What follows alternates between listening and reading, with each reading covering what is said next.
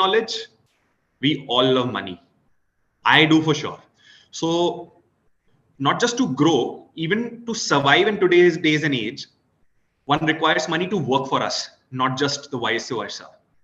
For this, what helps is the know-how of how financial markets work and react. Today's topic, I'm sure, will catch a lot of your fancies as we are here to discuss the impact of Russia and Ukraine war on the Indian economy.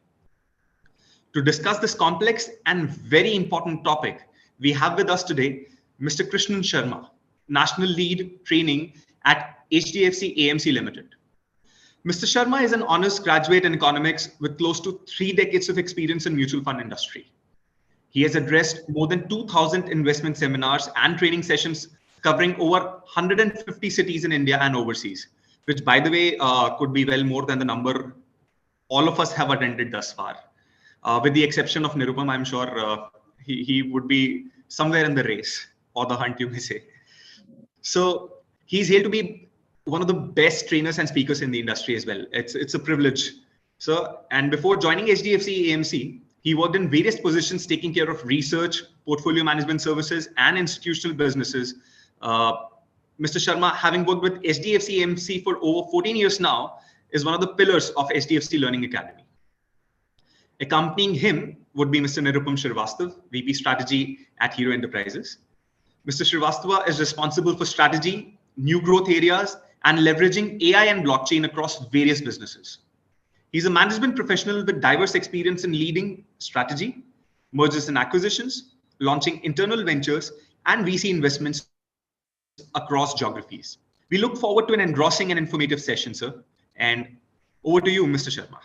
Thank you so much. Thank you, Roger, for those wonderful words, and thank you, Hero Enterprise. Thank you, Hero Mind, for this opportunity. And really, it gives me opportunity to make new friends in my life. Thank you so much. The subject is near to my heart. It's a very touchy subject. As you rightly said, that each one of us love money. Each one of us wants to become wealthy and rich. And each one of us should use opportunities whenever we have in economy thrown out by various developments which happens globally and internally in India. So friends, the topic today, which we are going to talk is a simple one. It's a contemporary topic, most important topic today, a buzzword. It's what will happen, what will be the impact on overall Indian economy and Indian financial markets. Particularly, we'll focus on the financial market rather than on the economy. They're two different things, right? You can see a period when economy doesn't do good, but markets does very well. You must have seen very recently in year 2020. Friends, 2020 was a year in my life, 40 years, 6 years of my learning in economics, and almost 30 years, 29 years of doing this job, 35 years. In the last 35 years, I've never seen Indian economy tanking by 24% negative in one quarter, right? But what has happened in the markets? Markets have given you close to 100% returns in 2020. Can you see the disconnect? The short-term disconnect. There is a positive relation between economy and markets in long term, but you cannot establish any positive correlation in economy and markets in short term. And this is very interesting, friends. The impact of war in economy can be different from the impact of war on financial markets. And I'm happy that you have given me the topic of impact on financial markets. Now, before I come to the subject, let us discuss a brief about Russia and Ukraine. Russia and Ukraine, as far as the size of economy is concerned, as far as the population of the two countries are concerned, they are not very influential countries globally, right? In global economy, close to $100 trillion of global economy. Russia's contribution is just 1.7 trillion, just 1.7 trillion, right? It is almost not half, 60 or 70% of Indian economy. It is smaller than Indian economy. And the population is just 14 crores, right? If you look at the Ukraine's GDP is close to $180 billion or maybe $190 billion, and population is just 41 million, 4 crores odd, right? So if they cannot impact, these two countries cannot impact the global economy per se, then why world is worried? World is worried for a very simple thing. Both of these countries put together, friends, have a sizable contribution to export of few commodities in the world, particularly natural gas, crude oil, crude, wheat, and corn, and some 2 or 3 other minor metals called nickel, palladium, and these which are used in automobile industry and semiconductors. Since these two countries put together are the largest exporters, one of the largest exporters of these important commodities, they have impacted the global inflation. And we all know that in markets and in economy, the most important word is inflation. So what can be the two important impact of this development, this war on our markets and economy on two fronts: inflation and supply chain bottlenecks, supply chain disruptions. The magnitude of this impact depends on, as the war is going on. Today, I believe it is 40 or 49th or 50th day of war. We're still into the war. So magnitude of this impact we cannot anticipate, because none of us know here from here on where the war will go, whether it will progress, it will escalate to other regions, right? We don't know, right? So what will be the exact impact on inflation and the supply chain disruptions depends on how the war pan out in next few weeks or months, right, friends? I pray God that we should not see even 51st day, but I don't know, right?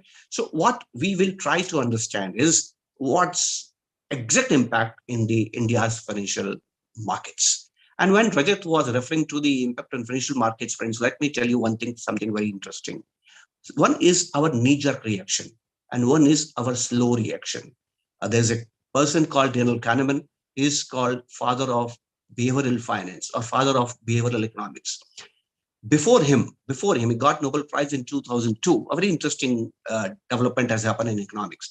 Before Daniel Kahneman, every economist used to believe in this world that human beings are rational and they take decision which is in their own interest, right? The interest of an individual guide his decisions, his or her decisions. And normally, Homo economics, the person who understands economics, never take wrong decisions. Daniel Kahneman said, no, humans are not rational. Humans are emotional. They rarely take right decision. They don't take right decision. They take decision which they like, which they feel right, which they feel good. It is the human feelings which impact your decision rather than the rationality or logics, right? So logic says that if war will happen, markets will tumble. Logic says that if war will happen, businesses will suffer. Logic and rationality says that if war will happen, business profits will suffer. Does it happen? I'll come back to the Daniel Kahneman importantly. Each one of us, as Rajat likely said, we want money, but before money, we want good health. Is anyone in there is who will argue this? Pehla sukh nirogi kaya, baat mein duja sukh haath mein maya. Each one of us want good health. Each one of us know that regular exercise is essential for good health, and best exercise is an half an hour or 45 minutes of morning walk. Friends, how many of us go for the morning walk? Each one of us know that we want good health. Each one of us know that we should go for a morning walk. Hardly any of us go for the morning walk. Only 1% of population goes for the morning walk. So when you cannot take right decision for your health, how you can take right decision for your wealth? And that's why very few people understand financial markets. Financial markets have two reactions: the immediate reaction to the development, and then the slow reaction, thinking fast and thinking slow. The word coined by Daniel Kahneman. So what is thinking fast? The sooner the war will be declared, the sooner the war starts, onsets of the war, markets always fall. And this is what history suggests. When this topic was given to me, I was double-minded. Should I talk what I feel about markets, or should I talk what history says? So I opted what history says. I know that this is not the first war which has happened in the history of humankind. This is not the first war which is happening in the financial markets in any part of the world. Wars have happened in the past, and financial markets do exist for the last 150 years. So let us understand what has happened in the wars in the last 150 years and what I observe, friends. It may surprise many of you. Wars have never impacted stock markets negatively on a sustained basis. Never ever. In fact, if I borrow the US wisdom, right? In US, they say that sooner you hear the sound of the cannon, go and buy the market. I say again, what they say, sooner you hear the sound of the cannons, go and buy in the markets. That's the right time to buy in the markets. And now look at what's happened in the Indian economy. When we talk on financial markets, we will talk 5 things, right? Stock markets.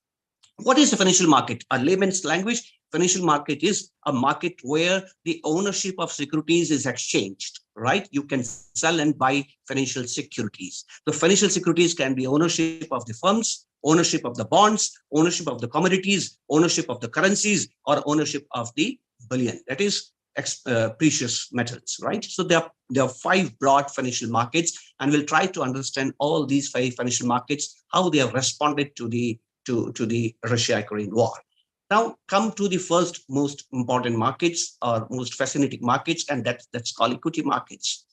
But before that, friends, one more thing I just want to talk. Whenever any negative news comes globally, right? I'm not saying only in India. I'm saying globally, right? Whenever the world believes that the future is not good, whenever the world believes that it's a turbulent times, whenever the people believes that economy of their nation may not do good in near future, they try to make themselves safe. They try to protect their wealth. They try to be safe on any kind of development. Negative developments can happen in future, so they flight towards safety. That called flight to safety. So what is flight to safety? Flight to safety means that you strongly believe that most of the things in economy will lose value. What you believe? You believe that most of the things in the economy will lose value. Assets will lose value. So you tend to sell stocks, you try to sell bonds, you try to sell your economic holdings, but at the same time, where you will keep your money? You keep your money in an asset which you feel will give you safety. And these are called safe havens. There are two most important safe havens in the world, and they are called gold and dollar. So what has happened on the Ukraine war, on the onset of Russia-Ukraine war? I'll talk of gold, I'll talk of dollars. I'm really sorry, friends, I'm not able to show you a chart due to some technical problem, but the gold price as on 23rd of global gold price, as on 23rd of February, war started on 24th of February, was $19.05 a ounce, $19.05 a ounce, right? On 23rd of February.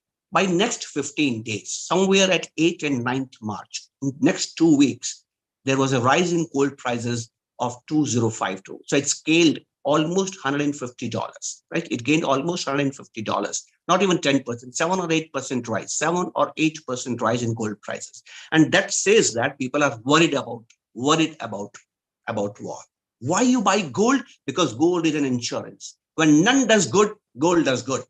This is what the gold is. Gold is called insurance. Always gold is called insurance. Hedge against uncertainties. Hedge against turbulent times, right? So look at this impact of the war. Impact of the war is the gold prices had a rise of close to 7.5% in next 2 weeks. But where are the gold prices now?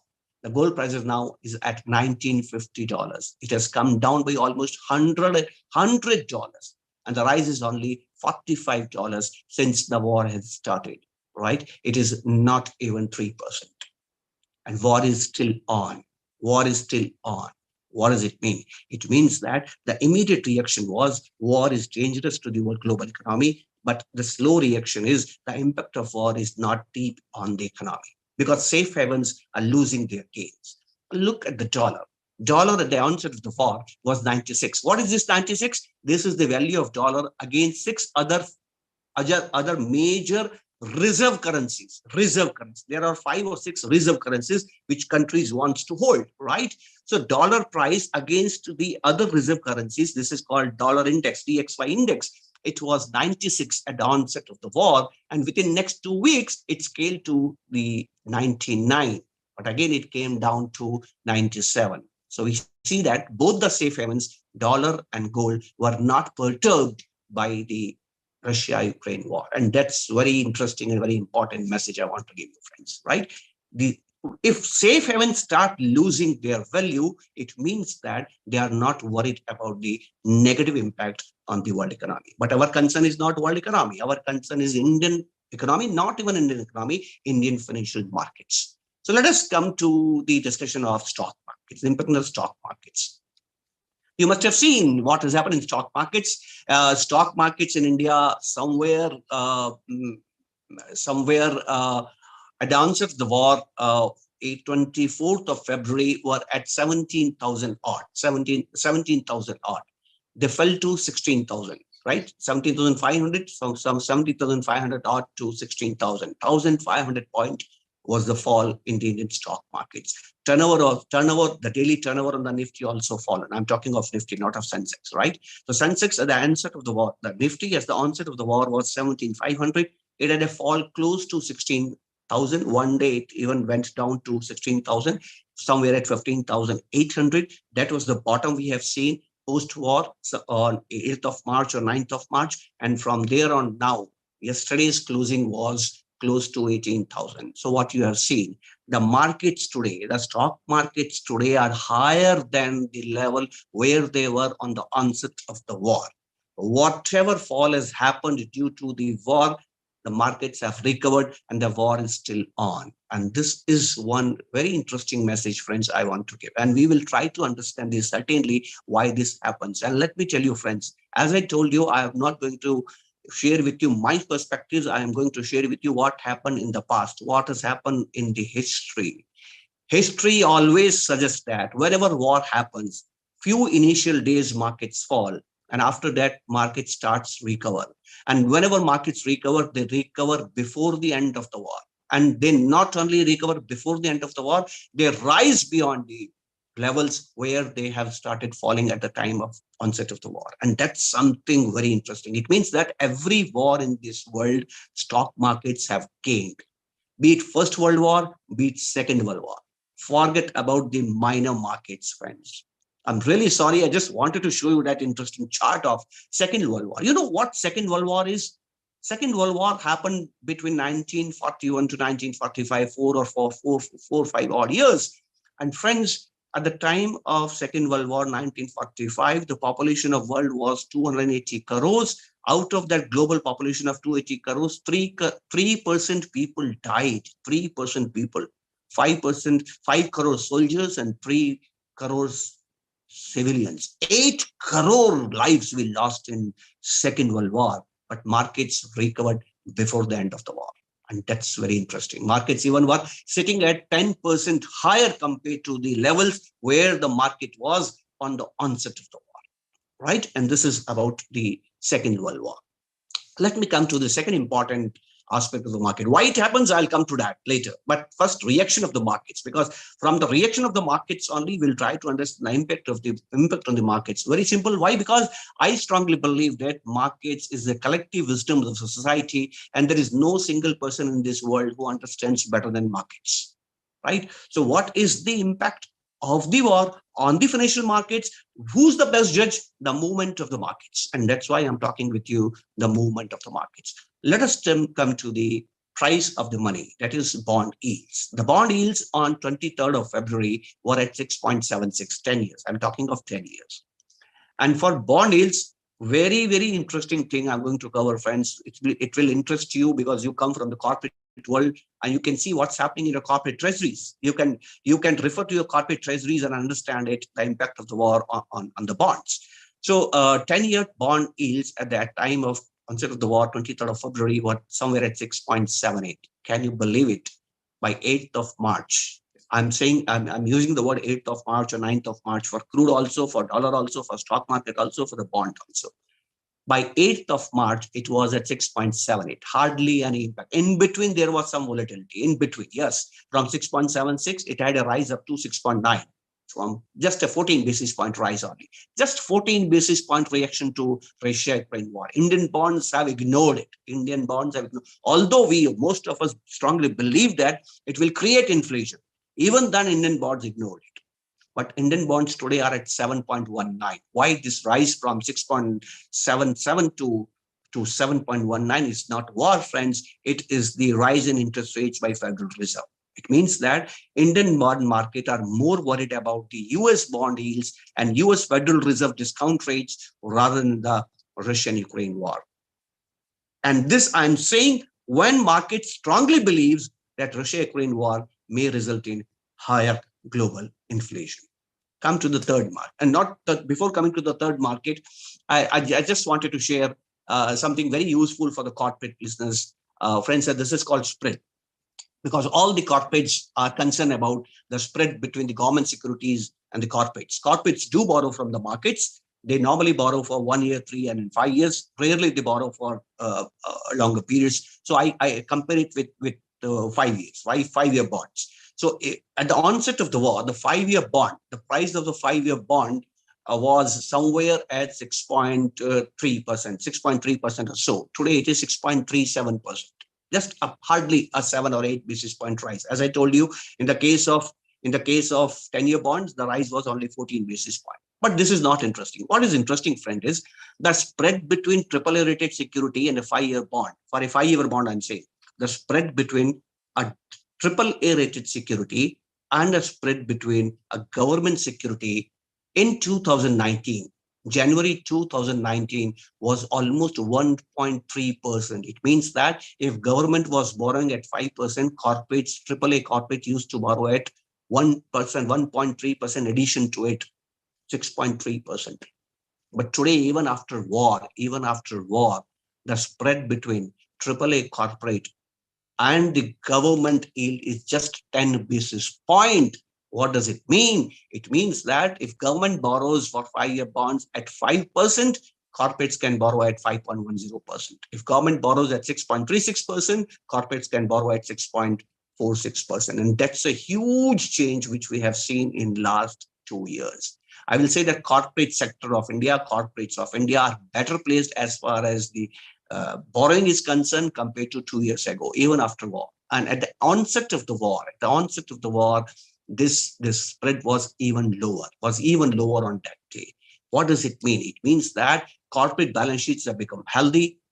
Broad-based profit has come back to the Indian corporates. Broad-based, I'm saying. Some of the corporates were even profitable even in 18, 19, 20 also. But today, if you look at the profitability of most of the corporates have shown us the broad-based profit recoveries. Most of the corporates are deleveraged, right? If they had borrowings of rupee 1, now they have a borrowing of 60 paisa or 65 paisa.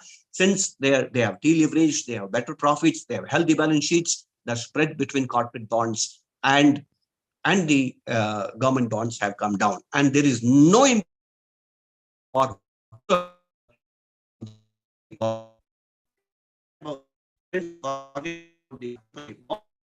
in the case of bonds, spread has fallen from 2% to 0.78%, 78 basis doubling. It means that Indian markets strongly believe that few of these AAA companies very soon will become AAA companies. Looking at their performance, looking at the economic of it.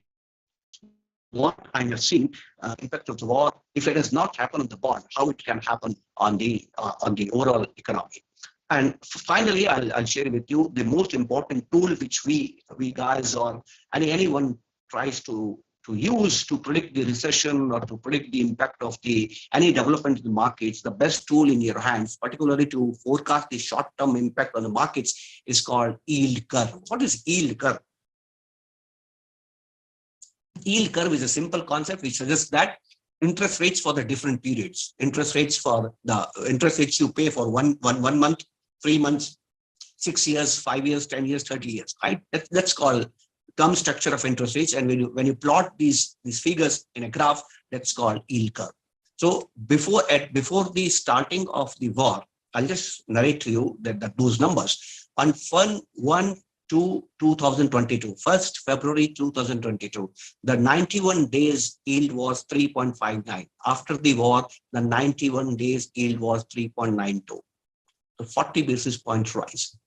Before the war, the yield was 6.45. After the war, the yield was 6.82. Again, 40 basis points. You can say that there's an upward shift in the yield curve. So there is a very minor increase in interest rates across the cycle, but it has not disturbed the shape of the yield curve. It means that if the shape of yield curve has not impacted by the war, it means that there is no impact on the future expectation or future anticipation of the actors in the economy that war will damage the economy. And that's why I refer to the concept of French yield curve. Now I come to something very interesting, and it is crude, right? Because we are sensitive to crude prices. India borrows 84%, imports 84% of crude. And since you import 84% of your crude need, it means that it can impact your current account deficits, and current account deficits can impact your currency value, and that can impact your GDP growth rates. So what I have seen that since Russia is one of the largest exporter of oils, rather third largest exporter of the oil in the world, and 40% of export to the energy need of the Europe, we have seen that at the onset of the war, the Brent crude price was 96, and very soon it scaled up to 127. Right, that day, the day when it ended at 127, the intraday high was 133. And you must have heard the TV news or read in newspapers that crude is where it was in 2008. Right, it scaled those heights which we have seen in 2008. But friends, yesterday's crude price was 104, but Brent crude is 104. So what we have seen, similarly as in the case of stock markets, they have gained whatever they have lost in the war. Not only gained, they are higher than the levels. Bond has recovered, gold has recovered. Recovered means gold has shed its additional rise to the markets. Dollar has come down, and now you see that crude also has come down. So we see that in all the 5 parameters, the markets doesn't have any impact. And last market, very interesting market, very important market for those who export, corporates, those who exports, is the rupee value. Look at the dollar INR.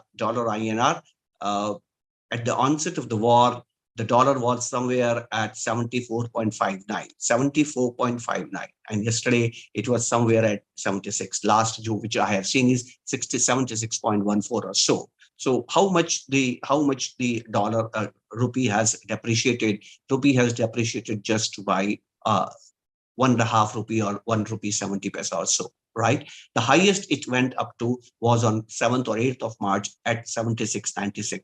We are below that. So India's rupee has been range bound.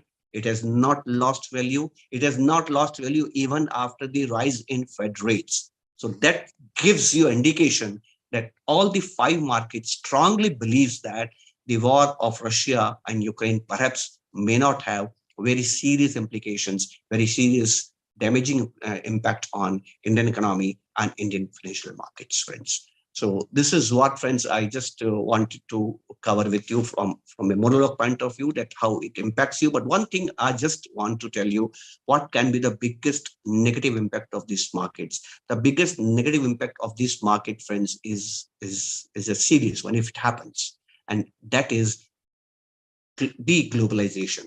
Deglobalization is going to be one of the most serious impact. If anything negative can happen, what is deglobalization? Friends, you must have noticed the nature of sanctions put by West and US on Russia. You know what they have done? Russia attacked Ukraine in 2014 also. 2014 also, world put some sanctions on Russia, right? They annexed Crimea, if you remember, in 2014, 7-8 years back. So Russia learned some lessons when they attacked Ukraine in 2014. You know what they have done in the last 6-7 years? They have started piling up their foreign exchange reserves. And foreign exchange reserves of Russia is close to $650 billion, equal to India's foreign exchange reserves. Whereas Russia is an exporting country. We are an importing country, right? And Russia could manage to pile up that kind of foreign exchange reserves before attacking Ukraine to ensure that their economy is resilient and does not get negatively impacted by this endeavor of invasion on Ukraine. But you know what West has done? West has frozen their accounts. They have de-SWIFT the SWIFT. They have put Russia out of SWIFT. What is SWIFT? Is Society for the Worldwide Interbank Transfers, interbank telecom transfers. So Russia now cannot use SWIFT. And whatever money they have kept in foreign reserves, in foreign banks, in foreign countries, that stands frozen. And that is almost $325 billion of currency. Now they cannot access, they cannot use. What can be the impact, friends? The impact is every individual country in this world will fear that major economies like US and West can use their currencies, their reserves invested in those countries as a weapon. This is called weaponization of dollar. This is called weaponization of euro. This is called militarization of foreign reserves, right? So if foreign reserves will be used as a weapon, countries will be afraid to use foreign reserves. So there is a doubt what impact will be it will have on euro and dollar as a foreign currency. In between, China is enjoying this situation, and China has offered its own payment gateway, right? And wherein countries they can trade that gateway foreign exchange. What will bring is is some concern in some countries they want to try to become efficient, or many of countries will try to use their own currencies in the world trade. So this leads to alternative payment system in the world. And that's the geopolitical development out of our discussion today. But that will be the only major long-term impact of Russian-Ukraine war. So this is with this I come to the end of my monologue presentation. I present myself if there are any questions. Thank you for this opportunity. Namaskar. Jai Hind. Thank you so much, Mr. Sharma. I think the last line that you mentioned got washed out for the lack of network at your end, I suppose. So it'll be kind if you could just reiterate that very important point that you were making, sir. See, what has happened, Rajat, that sanctions are what sanctions they have used, Americans and West, they have used the sanctions that they have frozen the bank accounts of Russia, right, wherein they have invested their foreign reserves, right? In foreign reserves, it means that they have bought bonds of these reserve currency countries. And Russian bonds are not tradable now in through SWIFT, right? So nobody's trading into Russian bonds. Russia cannot trade in their bonds. So half of their reserves they are not able to use. This will give message to each and every individual country in this world that whatever foreign reserves they hold, whatever dollars they hold, whatever euro they hold, they can be used against them if something happens in the future. And that will make countries to turn inwards and try to not to create reserves or dependent dollars and euro in future if they are afraid, right? They will try to replace dollar with some other payment system. And China is using this opportunity. China has offered many countries to come on their payment systems wherein they can trade in yuan. Russia has offered that they will trade in ruble. Russia has offered to India that they can trade in rupee. So now each and every country will try to find out the alternative payment systems, right? So what is the future of foreign reserve currencies? That may be the long-term impact, and that's the geopolitical impact. We don't know, it's more of politics and less of economics here, but that is the only lasting impact of this war if it can happen. Else, otherwise, what we have discussed is as far as financial markets are concerned, this market doesn't have deep impacts. Perfect, sir. I think you have actually given electricity to a lot of fused bulbs, at least to mine, for sure. And I do have a lot of questions. I'm sure Nirupam would be having a very engaging Q&A with you. In case mine is left out, I might just bump into you towards the end, sir. Look forward to you. Rajat, if you permit me, one thing I want to say, it's not related to our discussion, but since you started with the wealth creation now, so I want to share that. And just not my words. I'm not saying for anything from my side. This is not my understanding. This is IMF's research. And as for the IMF outlook of October 2021, right? They give outlook twice in a year, once in April and once in October. So their April outlook of global economy is awaited, right? So as for IMF, India's economy post-COVID is much stronger compared to pre-COVID, number one. Number two, India's GDP growth rates, average GDP growth rates of FY20, calendar year 20, calendar year 21, and calendar year 22 is highest in the world compared to any other country. Number three, they have forecasted that India's GDP, which is at 195 trillion rupees, I'm talking in rupee terms, 195 trillion rupees as of end of 2021, will be 389 trillion rupees by the end of 2026. It means that in next 5 years, IMF forecast that India's GDP will be double from where it is today, right? So if GDP is double, will be double in next 5 years, where the markets will be. It's anybody's guess. Completely noted, sir. I think You just pointed us where to go in as subtle a way as a refined speaker like you could have. Over to Nirupam for the next round of Q&A. So thank you, Rajat, and great session, Mr. Krishan. I think people really enjoyed it, and I do see a lot of questions coming in Q&A. But before I go to the questions in Q&A, let me take one question from my side, and which is essentially around the shifting from geopolitics to geoeconomics. And you also mentioned towards the end about the weaponization of finance, weaponization of dollar, weaponization of financial systems. So and also the deglobalization, as we may call it, or even de-dollarization, which is one of the things, phenomena, and also for falling of a lot of myths. A lot of people had this myth that crypto is a hedge against a dollar. So if things change, probably they can go to crypto, but they realize the market is not deep enough, and it's again another kind of financial market. So what is your view on this trend, and do you see more enhancement into using finance as a tool of geoeconomics, geopolitics, or you see people realizing that it's not good for the economy of the world as a whole? And yesterday we had this 2+2 talk between the India and US, and Mr. Jaishankar again made a very categorical statement on purchase of oil by India and compared to purchase of oil by Europe. He compared, a half day versus 1 month of purchase. 1 month of purchase by India is equal to half day by Europe. So what's your view on this? The comparison across the world as well as the financial markets as a whole. I'm afraid, Nirupamji, I'm not an expert on this. A lot of politics is involved in this discussion, actually.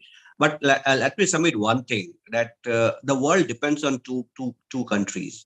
One is the largest consumer, right? That is US, and one is the largest producer, that is China. Whatever global growth is happening, I'm not talking of India, I'm talking of global growth, right? Whatever global growth is happening depends on these two countries. So whatever decision economically these two countries makes impacts global economy, right?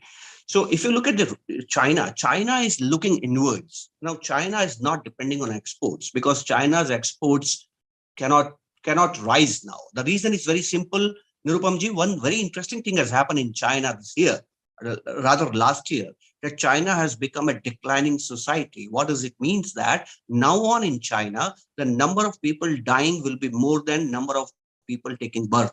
It means that population of China will start declining. In other words, the Chinese labor will become year on year will become expensive, right? So that the competitive edge of China in exports will quickly fall. And this will be supported by China Plus One policy. So China doesn't see any opportunity of growing their GDP through external sources. So they have started looking inwards, and they have taken some decisions due to which the GDP growth rate of China has come down. And that has opened gates for India to grow, right? You will see that more capital, more FDI, and more manufacturers can come to India. So this is one good development which is happening. But China, since is the largest producer still and largest importer of the commodities, taking the opportunity of this development, wherein this dollar and euro has been used as a weapon, they will try to create some alternative payment system wherein they will suggest countries why not to trade in their own currency or why not to trade in yuan, right? Whether that will happen or not happen, I don't know. If you ask me personally, if what currency I will hold, even today also, I will try to hold it in dollars only. But another good development is, although they have kept the oil out of the sanction, even then US is signaling us, gesturing us not to import oil from Russia. But if we start importing oil from Russia, that will benefit us because Russia will be able to give us oil at a cheaper rate. Not only a cheaper rate, we'll be able to trade them in our own currency and thereby reducing our dependency on the dollar or strengthening our rupee, because our rupee is always impacted by higher imports. So what will be the future of dollar? Not yet. It's not going to impact immediately for next few years at least, but definitely it has sown the seeds wherein I see that dollar and euro may lose some value going forward in some few years. That's for sure. Great point. In Because fact, countries will be very cautious, very sensitive for this, right? To pile up foreign exchange reserves. true. In fact, as we see, every country is kind of taking their own decisions. So Europe is not stopping purchase of oil and gas from Russia, Yeah. and the same is happening with the Middle East, because when America says keep the price low of oil, they don't listen to America. So they want their own profit. So everybody is essentially focused on their own self-interest. Right. But again, very, very interesting points there. And also, I think just making a comment on what you already said is the difference in the yields between the corporate borrowing rate and the government securities is not significant. And this is I'm sure great news for the corporates as well, because Yes. they would always prefer a lower cost of borrowing, and this will give an impetus to. What's your understanding on the inflation side? Do you see that as a worrying trend, or do you see that's again not really that significant? Yes, of course, it's a worrying trend. Inflation, always high inflation is a worrying trend, particularly for the country like India, because what happens in India, still is we are a country, Nirupamji, it's sad to say this, that India government is supporting 80 crore families with food, right? That's a very sad aspect. So any rise in inflation is always a burden of this part of the population. So whenever inflation rises, government tends to give some relief to this population, and when they give comfort to this population, they have to control inflation and thereby increasing interest rates. So whenever you increase interest rates, it results into higher cost of capital, and higher cost of capital result into lower margins, and it's disincentivize businessmen to invest money, right? And if businessmen will not invest money, how country will grow? As simple as that. So high interest rates for a developing economy is bad. But given that, friends, it's placed in an extreme. If there is an extremely high inflation, that used to be say 11, 12, 13, if you remember 8, 9, 10, 11%, then we should worry. The very good part is that 3 days or 4 days back on April 8, when the credit policy of RBI came, RBI has suggested that even after these high crude prices, $105, RBI has anticipated that this year's average inflation will be at 5.7%, which will be well within the targeted range of RBI. So I don't fear that inflation is going to impact our interest rates to rise, number one. Number two, inflation impacts the bond markets more, bond investors more. Inflation does not impact equity investors, right? Only consumer durables, automobiles, these are two corporates which are worried for inflation. All other businesses are able to pass on inflation. And that's why we call equity as a hedge against inflation. Net to net, equities always give you return, which is closer to the inflation nominal GDP growth rate. Now, what is nominal GDP growth rate? Nominal GDP growth rate is nothing but real GDP growth rate plus inflation. Now, assume that GDP growth rate is 7% and inflation is 5%.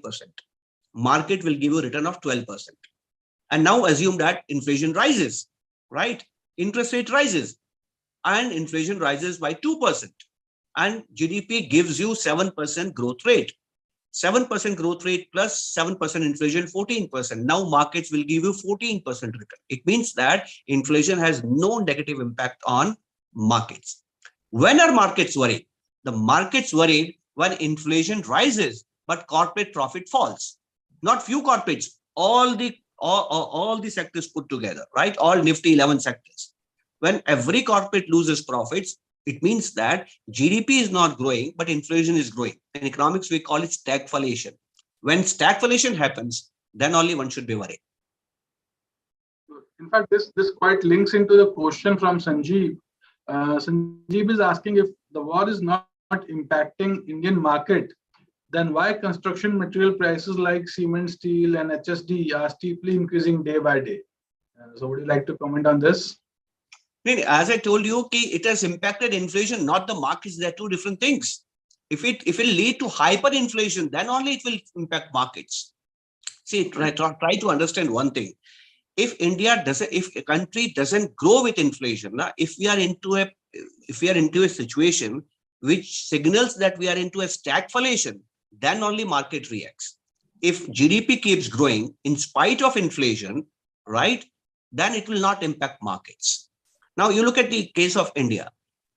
Even if the raw material prices are rising, it will impact only those corporates who will not be able to pass on these rise in corporate rise in the raw material price, right? Corporates which are able to pass on this, because inflation is a pass-through for equities only. Corporate businesses which are able to pass on this rise in raw material price will not be impacted. This is what I'm saying.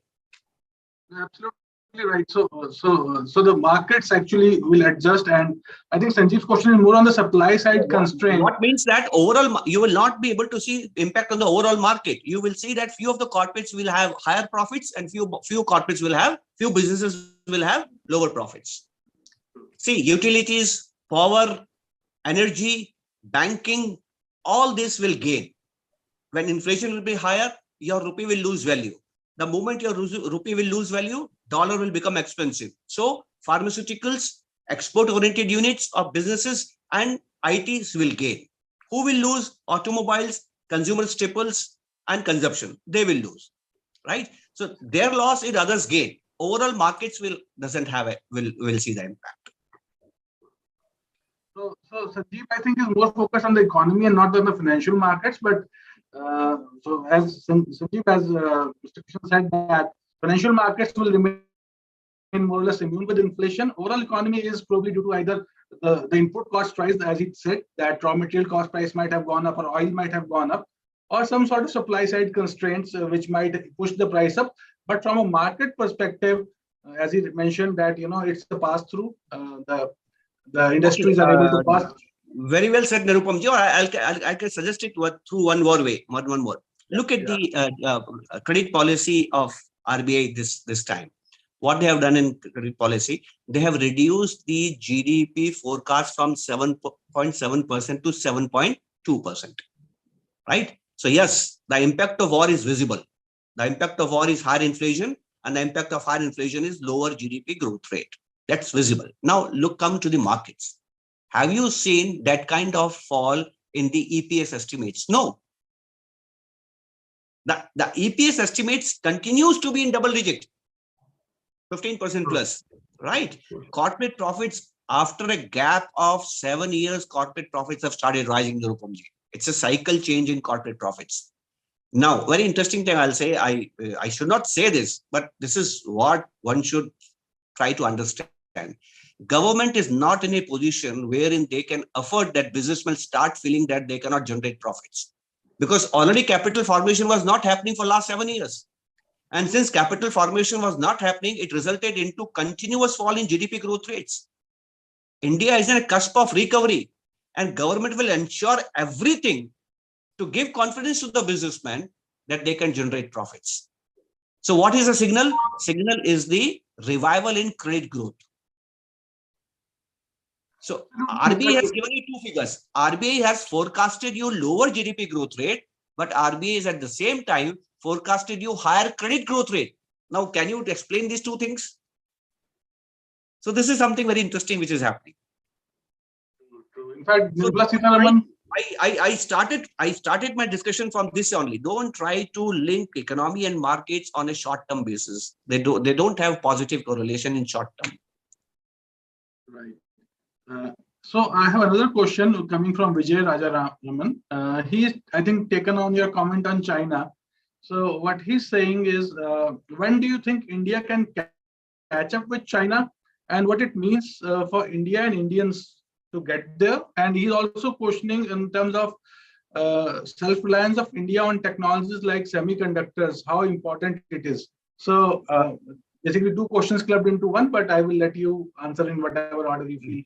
I'll not be able to give that answer on semiconductors, but of course, on short term, though, you are dependent for semiconductors, right? And that if gives you a lot of trouble, you may decide to go on your self-reliance in semiconductors. But when you are likely to catch up with the China, that's the moot point. That's a very important question. It will take years, right? It will take a decade at least, because our size is less than $3 trillion. Their size is close to $16 trillion. It's a very big economy, very large economy. But Nirupam ji, let me say with utmost honesty, in investing, the condition doesn't matter. Dasha doesn't matter. What matters is direction, disha, right? First time in last 30 years, China has targeted GDP growth rate of 5%. The country which has grown for more than 10% for 23 years. That country is targeted 5%. Last year is the first year in the history of China in the last 30 years where their actual GDP growth rate is lower than targeted GDP growth rate. So China is in deep trouble for next few years, right? India will not be able to catch up with the size of China's economy. It will take some time, but the direction is that for next few years, India's GDP growth rate will be much higher than the GDP growth rate of China if India plays well. That's very important because India is short of capital. We don't have enough capital to support our needs, our capital formation needs. We need capital from abroad, and that will come if you give them that kind of environment, and which hopefully COVID has given us. If you look at COVID, I strongly feel that COVID has made government of India in their minds, politics has become secondary and economics has become primary. That's something very interesting. Absolutely. In fact, the economy is the thing which is actually bringing respect to the countries today. Yeah. It's not the kind of defense technology you have or the size of the armies, because everybody understands wars are unwinnable. But what matters most is that who has more money and heft.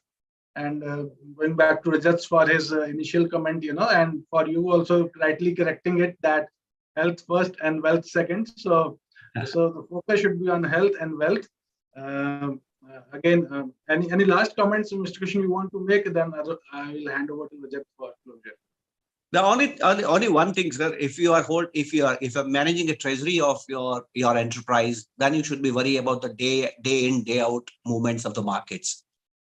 If you are a personal investor investing your own funds, you should not look at markets on a daily basis, right? On a daily basis, markets are knee-jerk reactions, right? They are not right reactions. Market also takes some time to understand what should be the right and appropriate reaction to a development. It evolves with time.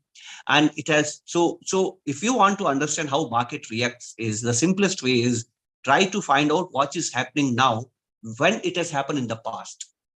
There is nothing new is happening in the market. Not a single thing is happening in markets today, which has never happened in the past. And whenever these kind of developments happen in the past, how markets have reacted on the long-term basis, medium-term basis, and that will give you the right guidance how to behave in these markets. Number one. Number two, as I'll on the cost of repetition, I'll say again, India is the only country which is size of this country, 3 trillion plus. India is the only country in this world which is going to double its size in next 5 years. And that means that huge opportunity of wealth creation. Do not miss this opportunity. Remain invested in markets. Thank you. Over to you, Rajat. And I'm sure a lot of people would have got excited about hearing this, that India is the opportunity. And I'm sure a lot of investors listening to the talk today will. I'll give you one reason. See, economy is nothing. What is economy? It depends on the demography of the country. We create economy. Now, individuals create economy. So, Nirupam ji, I'll tell you one thing. With the history of my family, you will understand what message I am giving you. 1960s, my family size was 8. Only my father was working. 1990s, my family size was 6. 2 of us were working. My father and me were working. 2010, my family size was 5. 3 of us were working. My father, me, and my wife. 2020, my family size is 4. 3 of us are working. 2023, my family size will remain 4. 4 of us will be working. Can you see something here? Can you see the changing equation? India is the only country in the world where net addition to the working person is coming to the family. China, Europe, Japan, entire Europe and US is losing. They are on the other side of the equation.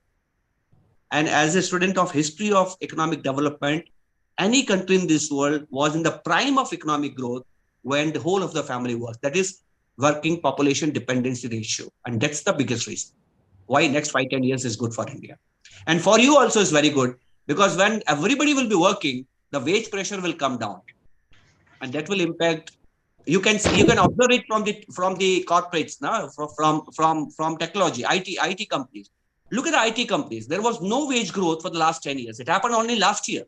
Right. It happened because every parent wants their kids to be software engineer. So what has happened to the software industry is going to happen with every industry in next 10 years. So that gives higher margins to the Indian corporate businesses and higher valuation for the markets. These two things I want to leave my discussion. We are exporting people. So countries like Canada have realized that if they want to have a GDP growth, they need to import Indians there. So, Right. so that's what's happening. Right. Wonderful thoughts. Rajat, over to you. Thank you so much, Nirupam. Thank you so much, Mr. Sharma. It's been a pleasure listening to you. Though there were many points that stood out, and I'm sure it has been a great learning. But before we move on to the learning, sir, I just have one last question to ask, and I feel there'll be no better expert. When you mentioned that countries might switch to alternate payment systems being built, Yeah. what May happens? think, not switch, may think to. May think to. May think of partially switching or hedging their risk around by avoiding the bait of a dollar. What happens if so for example, my basic understanding of rupee ruble system says that both countries will be creating a reserve of sorts at each end so that their banks can trade using their currencies. Right. That is my basic understanding. Now, it says that Russia may accept even rupee payment also. Absolutely. Which is exactly the point that I need to then come to. What happens with the ratios between a rupee and a dollar? What if rupee gets further degraded due to some or the other sanction? Would that then negatively impact a country which is trying to hedge that economic risk? Or it would still work in some or the other scenario? That is my limited question, sir. No. Actually, we are talking about spot and future. See, every currency is guided by the future transactions and what's happened in the spot. So what's happening in the spot price is always a demand and supply for the currency on that given day, right? It ends by that given day. But if I enter into a future contract with any country, say next 6 months or next 1 year, then only one thing matters, and that's the differential of inflation, right? Country with higher inflation, that currency will lose, and country with lesser inflation will gain. Lovely. So, and this is how exchange rates will be decided. Perfect. I hope we Indians are able to keep the inflation in check with the kind of good habits that we had, and the good habits that Mr. And to say this, let me. This is the big myth among masses. They feel that if currency loses value, it means that country has become weaker. No. 1966, we didn't have wheat to eat. We imported wheat from US, PL 470, right? PL 470. We had no wheat to eat, but that time the currency value was 4 rupees to $1. Today we are exporting wheat. India has become a stronger economy, but we have to pay 76 rupees. Does it mean that India has become weaker? No. I'm sure Chinese yuan being kept in the ratio that it has kept itself with dollar automatically further reiterates your argument, sir. So it's a function of differential of inflation, nothing else. Absolutely. No, the point is completely taken, sir. It's been an engrossing and informative session as we wanted it to be. A lovely one, and it'll be great to have you some other time as well, Mr. Sharma. For you're one of the best speakers we have come across in quite a while. Thank you so much, everybody, for your time. I'm sure we all have understood one simple fact that war or no war, financial markets are going nowhere and India is going only higher. With that, thank you so much. Have a good day. Take care. Thank you, Rajat. Jai Hind. Take care. Jai Hind.